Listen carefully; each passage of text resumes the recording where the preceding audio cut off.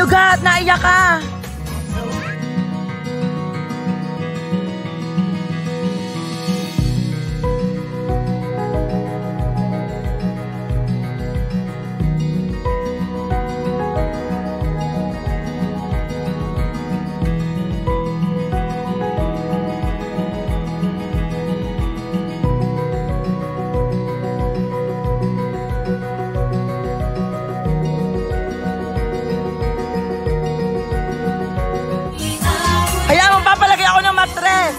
Sa totoo lang, ma'am, seeing my mom na umiiyak sa ganong klaseng sitwasyon, masakit po siya, pero mas nangingibabaw sa akin yung mas maging successful at magkaroon ng stable life muna.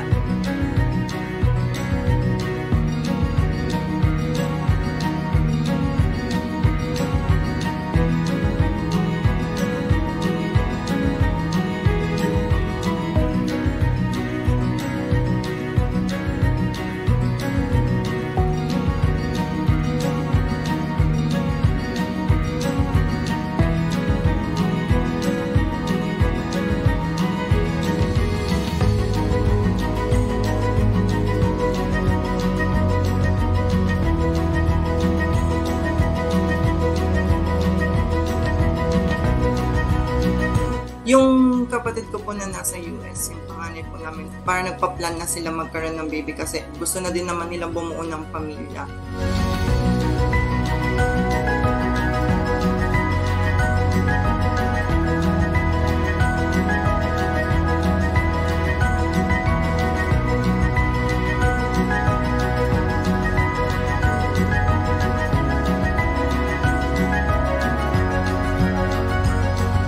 Kasi hindi naman po biro ang pag-aanak at hindi biro bumuhay ng isang pamilya, lalo na ng bata. Sa panahon natin ngayon, ang mamahal ng mga bilihin.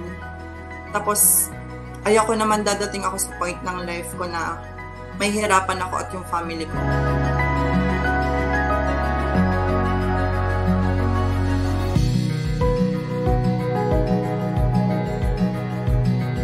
Before tayo humantong sa ganong klaseng sitwasyon ng ating buhay is dapat mentally, physically, and of course, lalo-lalo na financially stable po tayo bago tayo mag-anak or bumuo ng isang family.